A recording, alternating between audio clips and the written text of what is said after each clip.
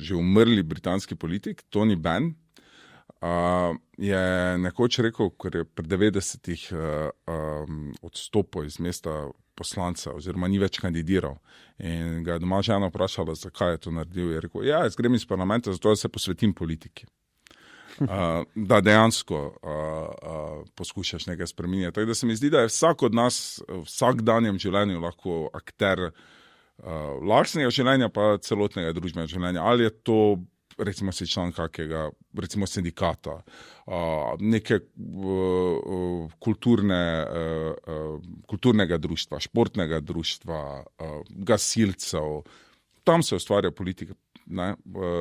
Prave politike v parlamentu relativno malo. To je res politikanstvo. Zato tudi ljudje, recimo tretjega parlamentarnega programa in to ne spremljajo radi, ker je to prepucavanje neko brezvezno, čim pa na delovnih mestih ali pa v naših lokalnih okoljih, recimo v bloku, če živite, je tam recimo sestanek teh stanovalcev, tam se odvija prava politika, tam se lahko neke spremembe začnejo, tako da vsak od nas lahko vpliva na to.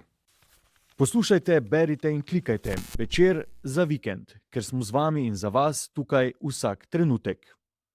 Zdravo poslušalke in poslušalci, bralke in bralci Večera, to je Večer za vikend, daljša, bolj sproščena različica Večerovega dnevnega podcasta, ki ga pridno in redno poslušate.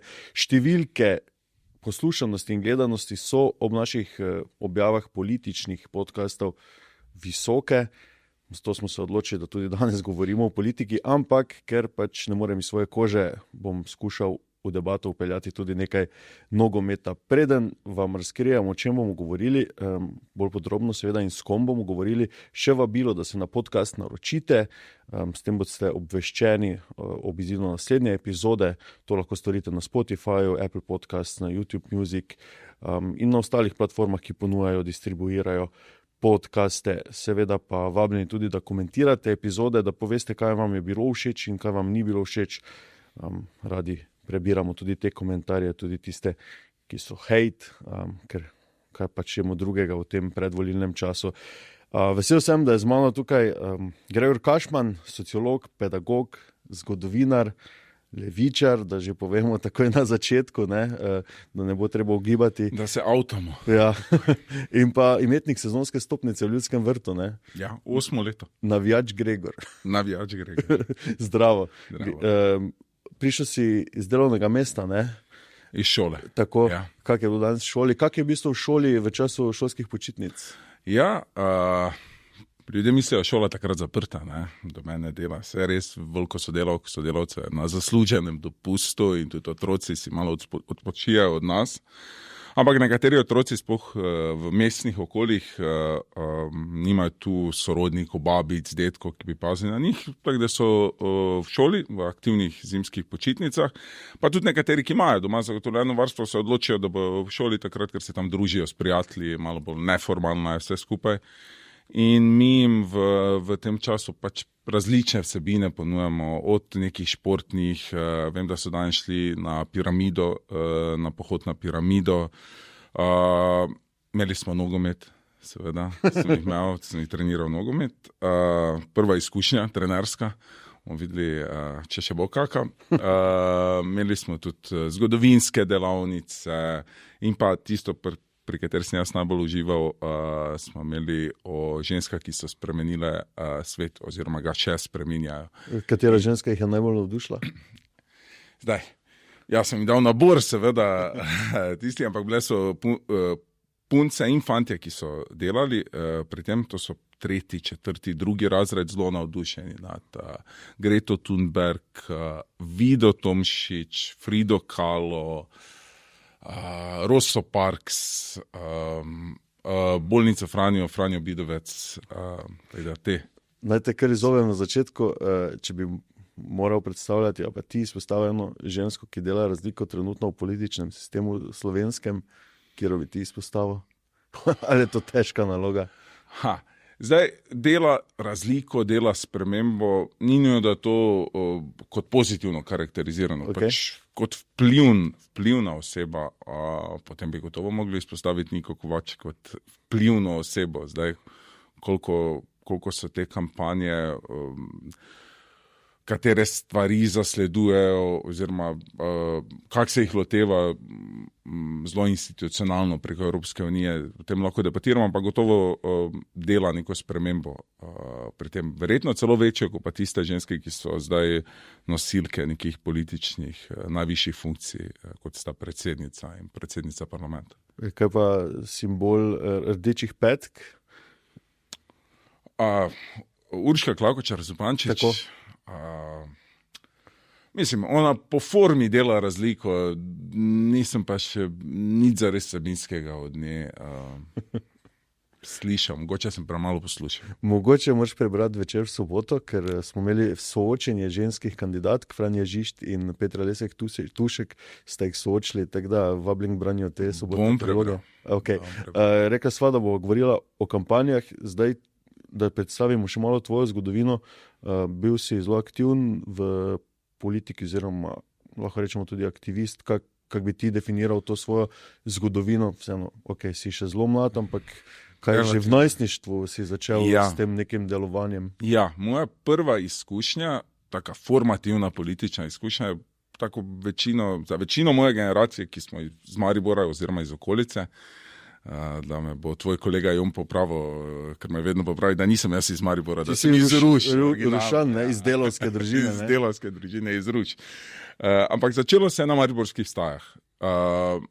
Tam sem najprej hodil na proteste, tako 10,000 drugih ljudi, prvič in edinič, da zdaj tudi dobil z, kako se reče, teleskopsko palico. Ugotovil, da boli. Ki si jih fasal? Po hrbtu. Točno si verjetno vedel na našem kvizu zadnjič, kdo je bil takrat notranji minister, ne? Ja, se ga spomnim, zelo dobro, Vinko. Vinko Gorenak, ja? Ja. Takrat se je začelo in potem se mi je protesti te malo oblikujejo, ker vidiš, da je moč tudi izven nekega konvencionalnega političnega delovanja, kot so recimo volitve, referendumi, neke zakonske pobude, da je dejanska moč ljudeh, ki se aktivirajo, mobilizirajo, lahko potem kaj spreminjajo. In takrat se je neka ta politizacija moja začela, potem so bili ti protesti še v Ljubljani, takrat sem se tudi pridružil Iniciativi za demokratični socializem, iz katere je potem šla stranka Levica. Tako da sem precej časa tam deloval, potem pa v različnih stvareh, recimo pobudi za zaprtje trgovin ob nedeljah, takrat v Cedri, pa potem pri pobudi za boljši javni potniški promet v Mariboru. Pa ogromno je bilo tega, rdeča pesa, medij, ki ga ustvarjamo skupaj s kolegicami in kolegi.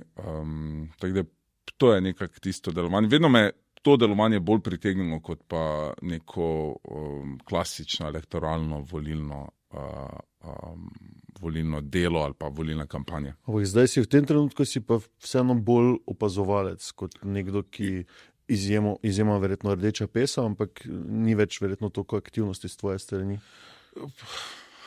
Zdaj bi lahko rekel, ravno sem se spomnil enega citata, že umrli britanski politik, Tony Benn, je nekoč rekel, ker je pred 90-ih odstopil iz mesta poslanca oziroma ni več kandidiral in ga je doma žena vprašala, zakaj je to naredil. Je rekel, jaz grem iz parlamenta, zato da se posvetim politiki.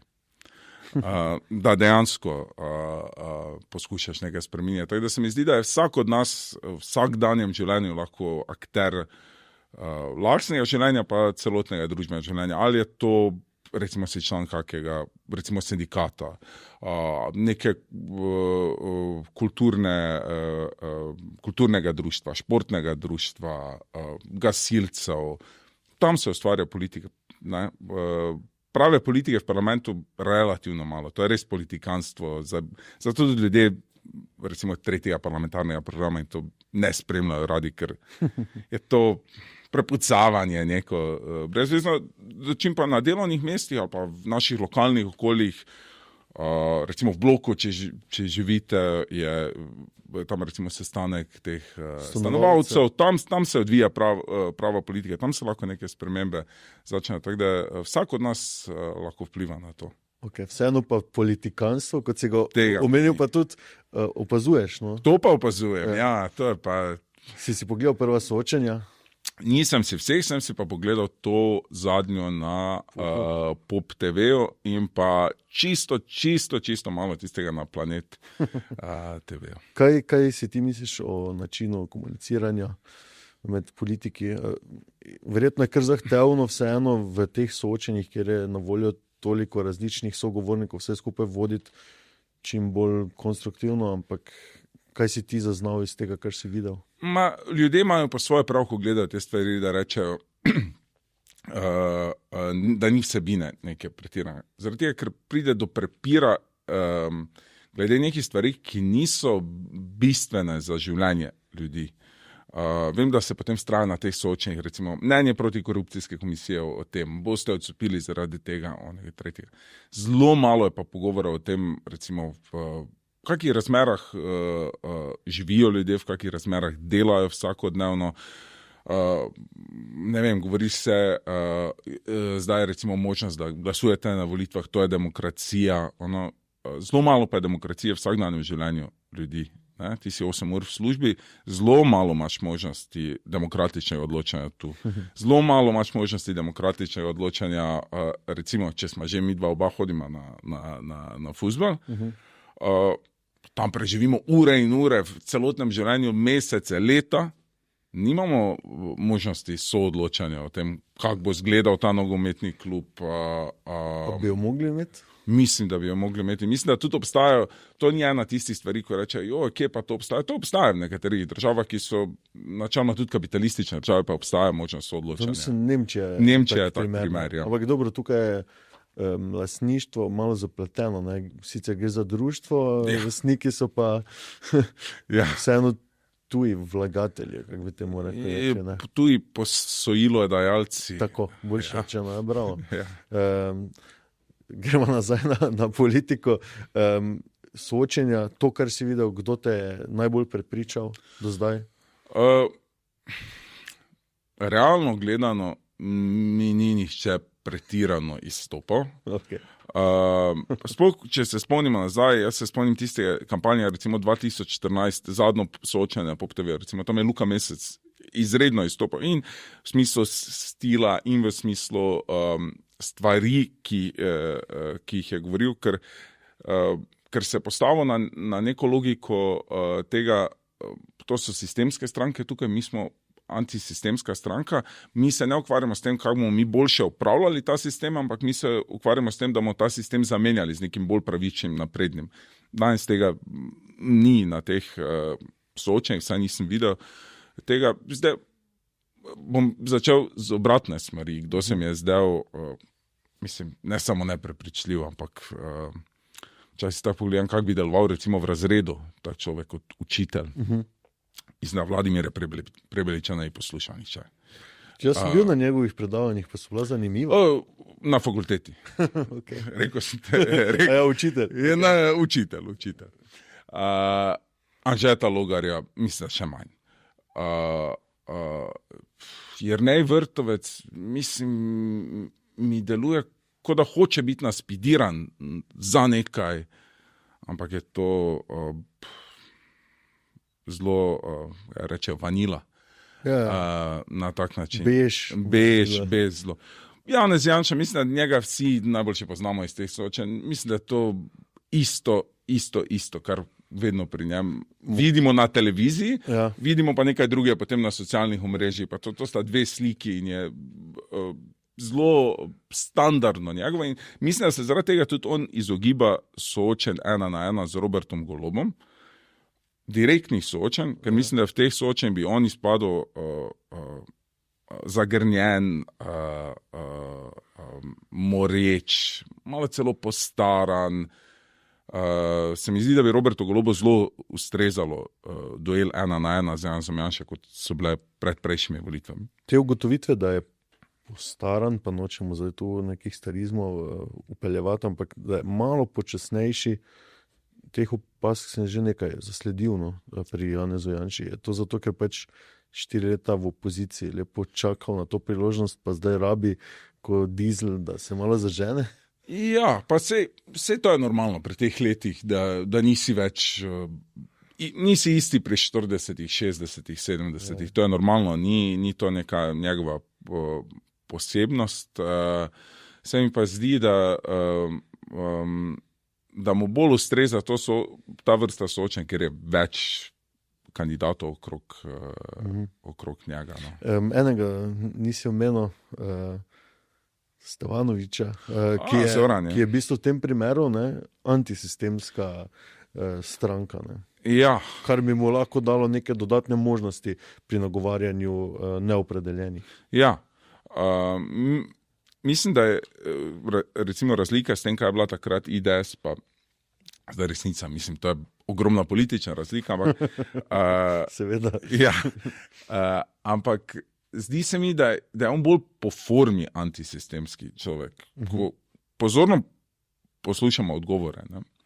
On je recimo pri davčni politiki ali pa pri privatizaciji teh recimo zdravstva pa drugih javnih sistemov zelo blizu Novi Sloveniji in tej listi, ki so nabrali skupaj.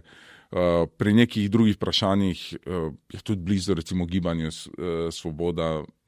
Ne zdi se mi, njihova politika ni izven sistemska, oni jo predstavljajo na ta način. Tudi Zoran Stevanovič je tak človek, da izpade antisistemski v teh soočenjih. Še dva imamo za omeniti, ne? Če se prav spomnim zdaj postavitve soočenja. Matjaž Han.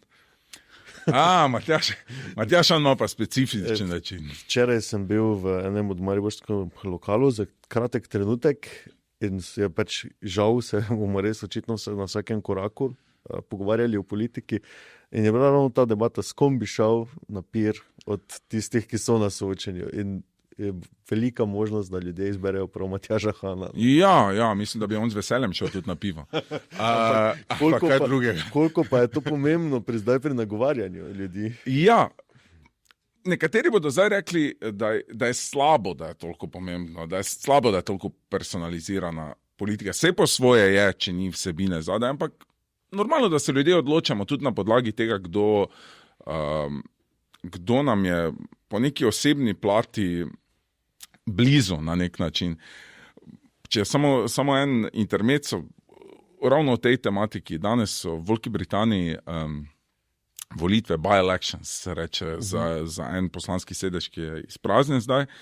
In tam kandidirajo ti laboristi, pa potem ti iz Reform UK, tega Nigela Faragea, ki so dali tja kandidirati milijonarja iz Londona, ki naj zastopajo delovne ljudi tam.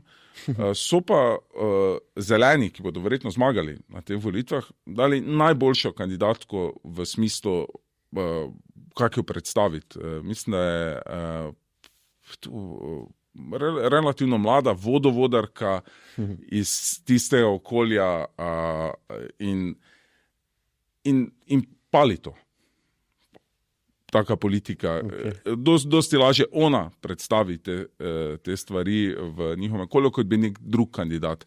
Tako da Matjaža Hana ljudje raje poslušajo zaradi tega. Ni nujno, da se potem strinjajo z njim, ampak v tistem zadnjem trenutku včasih mogoče tudi take stvari odločijo. Ker bom skušal zdaj še eno nogometno metaforo uporabiti, je lažje napadati kot braniti. Se mi zdi, da to lahko zdaj vidimo v primeru Roberta Goloba, ne? Ful bolj dominanten se mi je zdaj na soočenjih pred 4 leti, kot zdaj, ko je pač v bistvu stisnjen kot, zdaj je stal recimo na Pop TV-u med Janšo in Vrtovcem.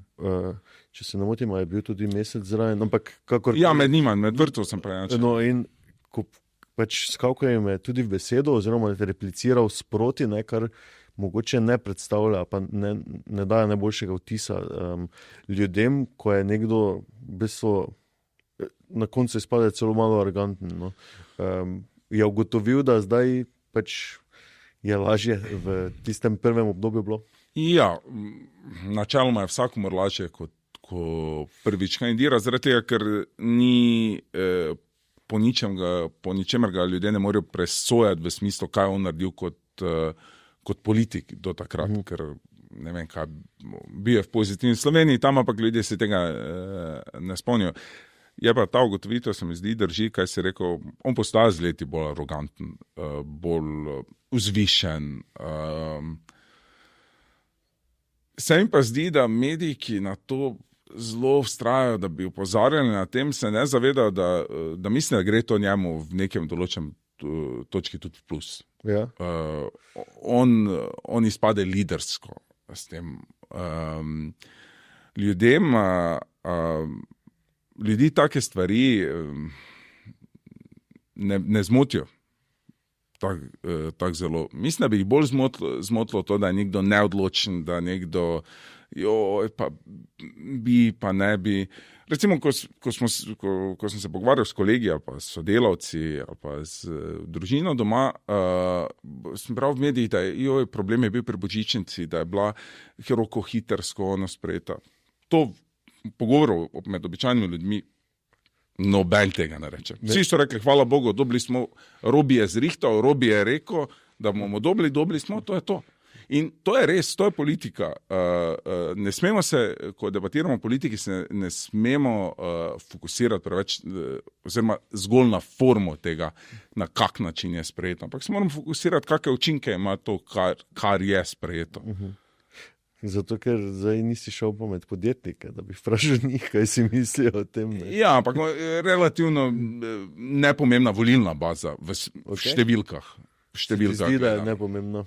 Številka gledamo, tu gledamo samo elektoralno v številkah. Okay.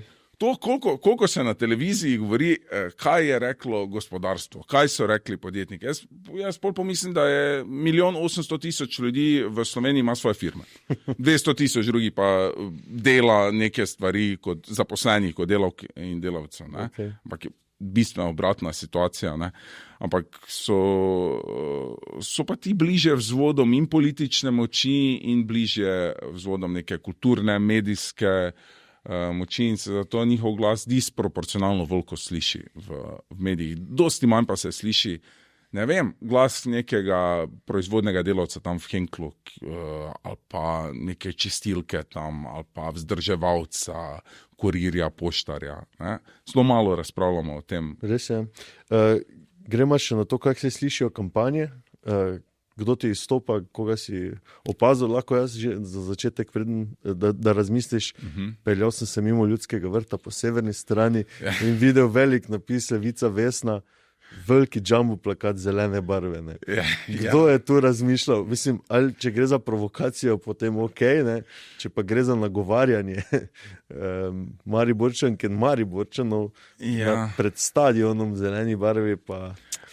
Mislim, zdaj bom rekel eno stvar, da mislim, da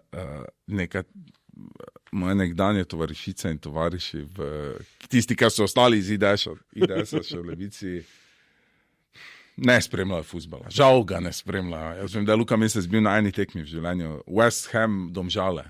In da je to tvoja edina izkušnja z nogometom. Zdaj imajo oni Hammer v... Ja, pa je za njih navijajo. Ne za Domžale. Ja. Ne, to je recimo zelo nespretna stvar. Zdi se mi, da zelo oddaleč nastajajo ti slogani, zelo oddaljeno. Ali pa nastajajo način, da verjetno naredijo neko fokusno skupino in pol prilagodijo ljudem nek slogan. Ampak politika je mogla biti obraten proces. Ti si v politiki zato, ali pa v nekem družbenem delovanju, da spreminjaš ideje ljudi.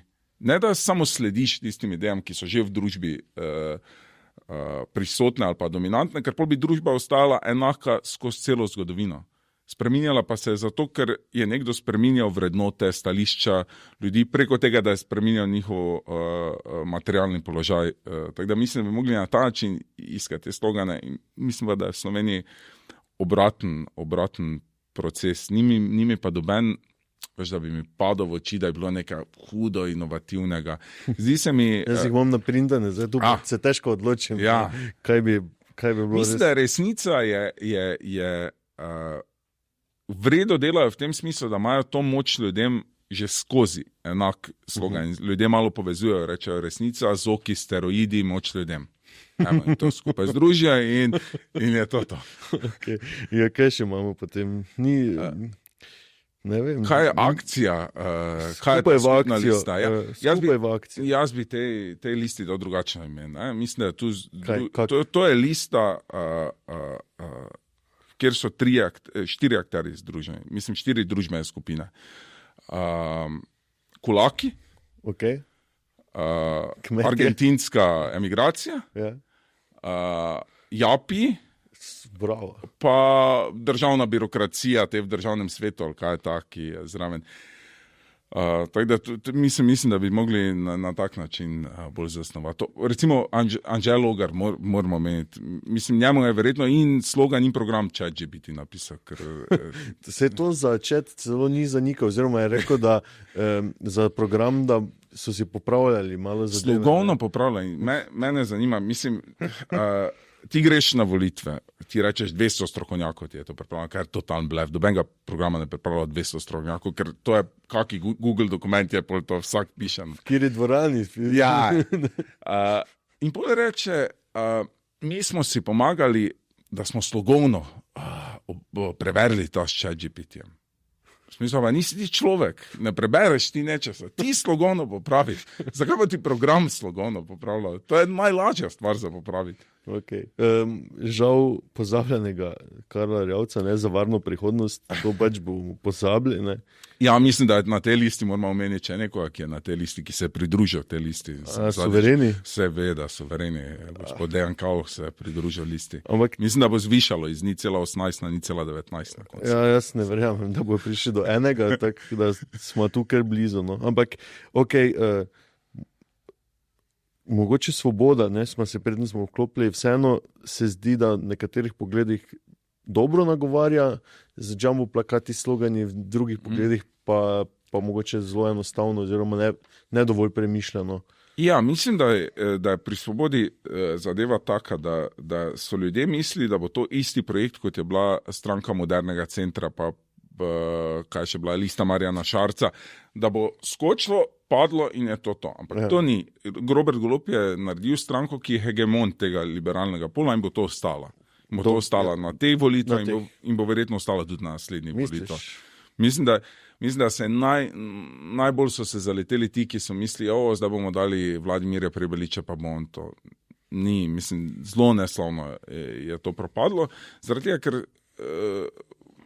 ker se vseeno znajo bolje iti politiko, kot so se znali iti pri Miro Cerarju, Alenki Bratušek, Marjanu Šarcu in vseh teh podobnih. Vi pa tu pri kampanjah izpostavljaš to zelo dobra predstavitev, se mi je zdela, liste Mi socialisti Kordiša na teh spletnih omrežjih, kjer so navedeni recimo poklici, ki jih ti ljudje opravljajo in so očitno res zbrali zelo heterogeno skupino delovnih ljudi, od kurirjev, informatikov, kmetov, učiteljic. Knjižničarko smo opazil. Knjižničarka. Se mi zdi to zelo dobro, da probamo v politiko dati tudi to elektoralno politiko, čim več ljudi, ki imajo stik z realnim življenjem, ki običajne stvari, običajne zaposlitve upravljajo, zaradi tega, ker prenesejo potem v odločanje tudi neke izkušnje iz tega, iz svojega življenja. Ne smemo pozabiti na banano, SDS-ovo, nikjer se ne vidi, da je to SDS-ov plakat. Očitno gre, to smo lahko včeraj v Odmevih, torej v sredo v Odmevih poslušali, da tokrat se ne grejo stranke same po sebi umazane igre, ampak pač nekako prikrivajo. Outsourcajo. Tako outsourcajo, ne? In recimo zato tudi vidimo zdaj na spletu dosti vplivnežev in aktivnih na tem področju. In kaj si ti misliš o takem načinu kampanje? Mislim, da bi mogli frizuro zamenjati tam, ne? Ker premijer je zamenjal frizuro. Se si ljudje zapomnili, pa tudi v kaj dogaja, ima Artač še vedno to lasuljo. Ni Artač svoje Tine spoznal, da bi zamenjal frizuro. Ne, SDS itak to počne že leta in SDS je verjetno kot politična stranka najbolj resen politični projekt. Janez Janša je zadnjič v intervjuju, mislim, da zelo dobro odgovoril, ko so ga vprašali, kaj je vaš največji dosežek. Ni omenjal svojih vlad, ni omenjal, kak je on premagal Jugoslovansko armado itd. On je rekel, moj največji uspeh je Slovenska demokratska stranka, ki je najuspešnejši politični projekt v zgodovini samostojne Slovenije. Oni so verjetno edina stranka, ki je zmožna preživeti brez državnega financiranja, ki ima teren, res, temu, kar lahko rečemo teren, vidimo zdaj te polne dvorane in ljudje bojo rekli, ja, itak tja pridejo samo ljudje, ki bi že tak volili za SDS. Res je, pridejo tisti, ampak njih se mobilizira, da oni v svojih družinskih okoljih, v svojih lokalnih okoljih, na pivo s kolegi, da so bolj motivirani, da širijo te ideje in da tudi izpade, potem ko gledaš ti recimo bereš časopisov, pa gledaš na internetu, na TV-u, vidiš ono polno dvorano, tam 300 ljudi, rečeš, to pa je nekaj. Ne? In temu je to namenjeno. Ni namenjeno prepričevanju, namenjeno utrjevanju baze in mobilizaciji teh ljudi. Še imamo tukaj za omeniti glede plakatov. Prej si rekel za Gibanje Svoboda, preden smo snemala, ne? Ja. Da znajo neke dobre stvari tega mandata vseeno poudariti. Ja. To je ti slogani, ki so, mislim, da so tudi na avtobusih njihovi izpisani, božičnič nam ne pustite, da vam jo ukinejo, zdravstvo ne pustite, da vam ga sprivatizirajo. Se mi zdi, da to je sicer defenzivna pozicija, ne? Ampak načeloma so vse napredne sile, pa ni za Gibanje Svoboda, ne vem kak napredna stranka, ampak vse napredne sile bolj branijo dosežke, ki so že bili zgrajeni v tej družbi, večinoma v bivši državi. In oni zdaj rečejo, če bodo prišli drugi na oblast, bodo ukinili to, kar smo mi dali. In se mi zdi, da je boljše bo izpadel ta način antijanšizma, ki je vsaj programski malo antijanšizem, kot pa samo direkten, samo da ni Janez Janša. Se mi zdi, da bo to imelo bolj pozitivne učinke za njih. To vprašanje zdaj mi je Jon zastavil, ne? Jon Knez, v bistvu sošolec s faksa. Ja. Torej, Marta Kos je bila na obisku v obletnici vojne v Kijevu. Zraven nje je bil Campbell, britanski novinar in podcaster. Koliko bi koristil tak človek, takega kova z izkušnjami iz 90-ih let, ko je pomagal Toniju Blairu, zdaj Robertu Golobu, recimo pri... Jaz upam, da ga ne bojo koristili iz dveh vidikov. Prvič, ker je, se mi zdi, Robert Golob vseeno bolj napreden politik od Tonija Blaira in še vedno, kljub temu, koliko je on obseden sam sabo in svojo prezenco, je Tony Blair še dvakrat bolj obseden. Druga stvar pa, ti laboristični svetovalci se zadnje čase zelo pojavljajo v teh Epsteinovih dokumentih itd., tako da bi se jih jaz varoval čim dlje stran od sebe. So pa bili ti triki, ki jih je New Labour tam v 90-ih izvajal v Britaniji zelo, z vidika PR-ja zelo učinkoviti, z vidika politike pa jih je najbolj opisala Margaret Thatcher, ko so vprašali, kaj je njen največji uspeh. Je rekla, New Labour, novi laboristi, oni so od nas prevzeli politike in jih izvajajo boljše, kot sem jih izvajala jaz. Okay. Kakšni so bili ti PR prijemi, mogoče za tiste, ki jih ne poznamo? Recimo, leta 96 je bilo v Britaniji, zopet smo pri fuzbalu, je bilo, Evropsko prvenstvo, mislim, da v Britaniji, v Angliji, in je bila pesem za to Evropsko prvenstvo, je bila Football's Coming Home. It's coming home. Ja. Naslednjo leto so bile volitve, kjer laboristi zmagajo in njihov slogan je bil Labour's Coming Home. Ker so se ljudje prejšnjo leto to zapomnili v glavo in Alistair Campbell celo piše v svoji knjigi, da se je on to spomnil, ko je poslušal to glasbo in so napisali in če se pogovarjamo čisto o tej PR strategiji, so bili tu zelo uspešni. Mogoče bi lahko zdaj, kdo bi lahko zdaj to pokoristil v Sloveniji, če bi. Samo dobro, mi nimamo. Mi si hrvaške pesmi za slovenske delamo, ne pri nas. Ta priredba.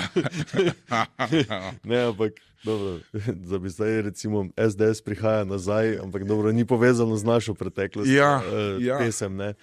Si poslušal skladbo, torej Thompsonovo izvedbo v slovenski verziji? Ako ne znaš, šta je bilo, ne? Naslov v hrvaščini.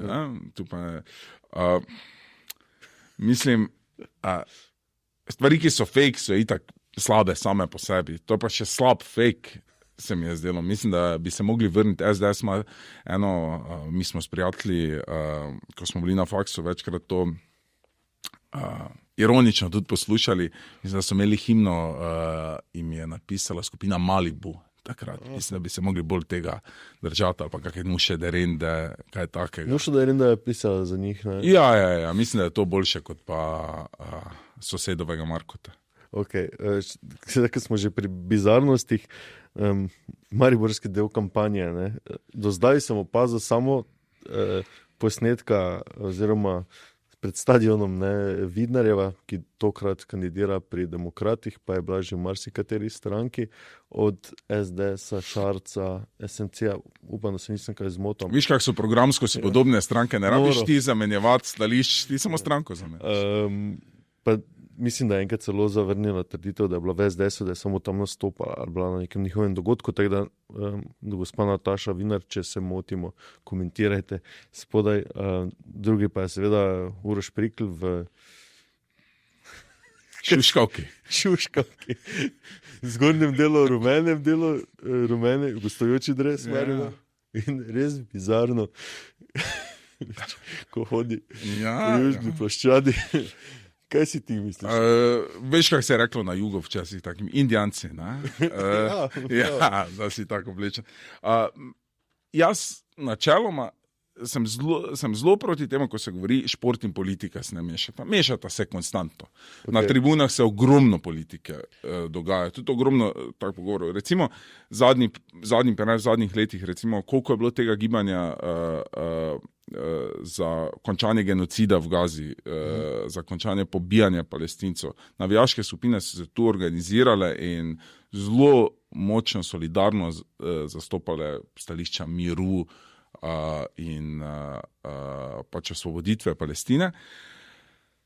To je recimo tista politika, ki je vrednost toga. To je pa prostituiranje kluba, za katerega bi naj kao ti navijal, in mislim, da je žaljivo do kluba, žaljivo do ljudi, ki dejansko navijajo, in žaljivo do strank, v katerih so ti ljudje. Zdi se mi, neverjetno se mi zdi, da nekdo, ki je iskren navijač, ki mu to ogromno pomeni, da bi na tak način se predstavljal potem pred volitvami. Poceni se mi zdi, cringe, kot rečejo v šoli pri nas. Kako nagovoriti Mariborčanke in Mariborčane, moče še zdaj tu, če nas bodo kakšni politiki poslušali, pa kaj lahko obljubijo, ker mi smo imeli pred meseci eno javnomnenjsko raziskavo, kjer smo imeli samo utrip Maribora in presenetljivo je bilo, da bi v Mariboru SNS dobila več kot 5%. Nikjer drugje ne kaže, oziroma nobena javnomnenjska raziskava ne kaže takšnih številk. Kakšna je specifika v bistvu tega Maribora, nekoč delovskega mesta, kjer pa Levica recimo nima dobene moči, ki bi naj predstavljala delavce? Meni se zdi, da delavci kot taki, delavke so verjetno najbolj pasiviziran del volilnega telesa. Najmanj jih voli, jih sodeluje v tem elektoralnem načinu odločanja, zaradi tega, ker vidijo, da je to privid demokracije na vsaka 4 leta, medtem ko v njihovih življenjih vsakodnevnih ni te demokracije. Kot drugo, zakaj pa recimo Levica ne uspe vsaj tega dela, ki ni čisto pasiviziran, nagovoriti oziroma ne uspe dobiti podpore, se mi zdi zato, ker počne obratno stran kovanca kot desnica v smislu nagovarjanja. Nagovarja preko njihovih identitet, ne njihovega razrednega položaja. Govori recimo o marginaliziranih manjšinah različnih, namesto da bi govorilo o izkoriščani večini. Ker vse te marginalizirane skupine, ali so to, recimo v mariborskem primeru, recimo Romi, ali so to priseljenci, ali je to kjerkoli od teh skupin, je del izkoriščanja večine delavk in delavcev in bi mogli na njihovi razredni osnovi naslavljati, ne pa na njihovi nekih mikroidentitetah. In ljudem gre na živce to, da se jih tako nagovarja. Gre tistim, ki se jih nagovarja in tisti, ki se jih pri tem izpušča. In mislim, da imajo zaradi tega ogromne težave pri tem, da bi nagovorili več ljudi. Se lahko zgodi, da bi v središču Maribora po dolgem času zmagala SDS? V mestu Ja. Maribor? Ne, mislim, da bo Tem poklicu mislim, da 23. zjutraj. Mislim, da bo Gibanje Svoboda dobilo relativno največ glasov v mestu kot mestu. Maribor se mi zdi, da je to. Če ne bojo tukaj dobili večine glasov, pol bo imeli velike težave drugod. Okay. Pa Levica bo dobila več kot SNS? To bo mrtva trka, se mi zdi.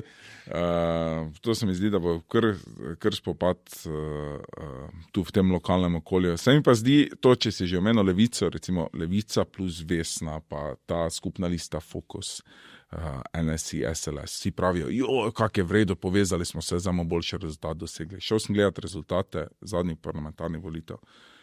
SLS, NSI, pa ta Fokus, ki takrat še ni obstajal, pa to so na zadnjih volitvah čez 10% skupaj dobili. Zdaj bojo dobili 8% in se bojo predstavljali super, združili smo se, več smo dobili. Niste, ne, bodimo čisto realni. Vesna in Levica sta skupaj dobili, mislim, nekaj čez 6%. Zdaj bosta tu na meji tega, nič več niso od tega dobili. To združevanje ni, ljudje mislijo, rečejo združevanje, združiš ta procent, on procent in potem še dodatno ljudje pridejo zraven. Ne pridejo. Ne gre tak ta matematika. V politiki načeloma je dosti bolj štejo ideje, materialne spremembe položaja, kot pa neka čista ta matematika. Greš v nedeljo na tekmo? Ja. Kak si zadovoljen z spomladanskim delom sezone za NK Maribor? Rezultatsko dobro. Sicer pa ne igra Maribor trenutno najlepšega nogometa v zadnjih 10 letih. Zadnjih 10 letih. Pa jaz bi raje imel, da ne bi igrali tako lepega nogometa, da bi pa bilo vzdušje okrog kluba na tribunah drugačno. Ker jaz še nisem doživel tekme, ker zmagamo 3-krat v seriji 2-0 in je po tekmi tako si, ajde, gremo domov, bravo, ono, Fedža, dobro je. Mislim, saj sam vidiš, na tribunah ni tega, kar je bilo včasih. Včasih je bilo večje veselje, jaz se spomnim ene tekme, ne vem, če je bil Jon, moj kolega Tkalec je bil na Aluminiju, minus 14, minus 15 je bilo na tekmi.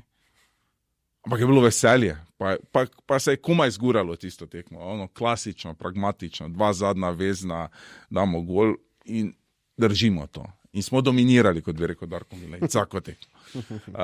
Ampak bolj so bili ti časi všeč, bilo pa mi je zelo všeč, da je dal na zadnji tekmi gol Nejc Viher.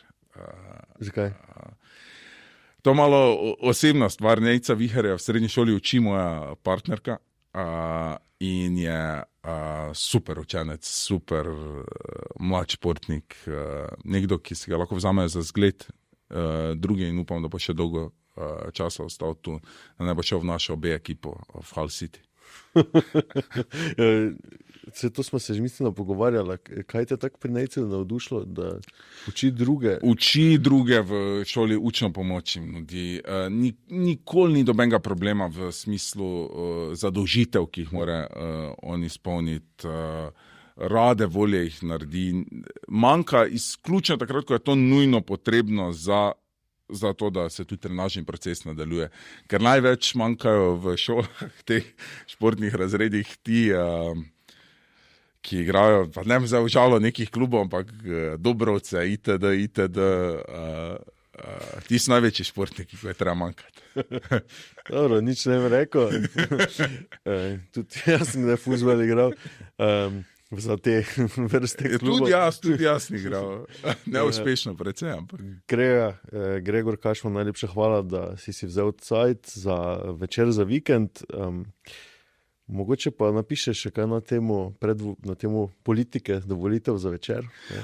Bom napisal, hkrati bom napisal, preko se poslovimo, da še povem, to pa sem mu zdaj zavezal, da bom napisal kritiko filma, ki si ga bom nažalost šel gledati v kino, ker si ga bom mogel iti za to, da bom napisal kritiko. Exodus 1945, naša kri, ki mislim, da je parodija oziroma mislim, da bi jih lahko iz hrvaške televizije tožili ustvarjalce filma, ker isti film z isto tematiko, z istim dogajalnim prostorom je nastal že v 90. letih na Hrvaškem. Kolega Jon Knez je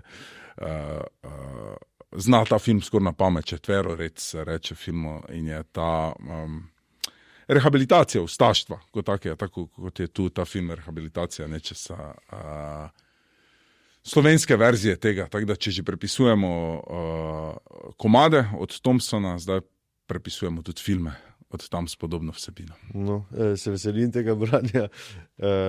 Hvala, da si prišel, pa fajn se meni v nedeljo na tekmi. Enako. V nadaljevanju pa še vsebine, ki prihajajo v večeru v soboto in v nedeljo. Hvala, da ste bili v naši družbi. Poslušajte, berite in klikajte Večer za vikend, ker smo z vami in za vas tukaj vsak trenutek. Zdravo, kaj beremo v soboto? Stranke imajo po večini prvake, na večeru pa smo soočili kandidatke za državni zbor. Sodelovale so Urška Klakočar Zupančič, Mojca Šetinc Pašek, Asta Vrečko, Mojca Rjavec, Eva Irgl in Lidija Divjak Mirnik. Franje Žišt in Petra Lesek Tušek sta z njimi govorile o moči političark, pomenu argumenta, sovražnem govoru, žaljenju in obsodbah, a predvsem o nujnosti, da nestrpne družbe in politike niso in ne smejo biti sprejemljive. Marko Crnković je v političnih obrazih tokrat portretiral Jerneja Vrtovca iz NSI, ki pravi, da narod rabi konzervativno stranko, in Anžeta Logarja iz Demokratov, ki trdi, da konflikti vodijo v nove konflikte. V podnebnih pričah tokrat Rozmari Petek govori z Matejem Vraničem, fotografom in snemalcem divje narave. V skoraj 20 letih, odkar spremlja predvsem ptice, so se zgodile velike spremembe, za katere Matej Vranič pravi, da smo jih zakrivili ljudje. Vse manj je ptic, manj žab, manj insektov, ker na intenzivnih travnikih ni življenja, opaža dokumentarist slovenske divjine. Kaj pa beremo v nedeljo? Alenka Kesar rada piše, še znam vrtiti pedala in njena 4. knjiga. Pisanje je zame vedno užitek, tako je od nekdaj, ker od nekdaj pišem. Kralj je mrtev, pa je res, mnoge vzdevke so dajali glasbenim zvezdnikom, ale eden si je zaslužil kraljevega. Elvis Presley, nesporni kralj rock'n'rolla, Elvisova ustvarjalnost je bila neizčrpna, posnel je 40 velikih in 94 malih plošč. Ko Italija obleče svoje najlepše sanje. Ta teden so vse oči odprte v gledališče Ariston, kjer so bleščice takole skatajoče kot reflektori. Sanremo ni le glasbeni festival, je italijanska nacionalna obsesija, televizijski ritual in najprestižnejša modna pista zime. V državi, kjer sta slog in lepota del kolektivne identitete, je to trenutek, ko moda ne spremlja glasbe, temveč z njo tekmuje. In še preblisk. Ruski pregovor pravi, skrbeti za starše pomeni poravnati stari dolg. Lep vikend.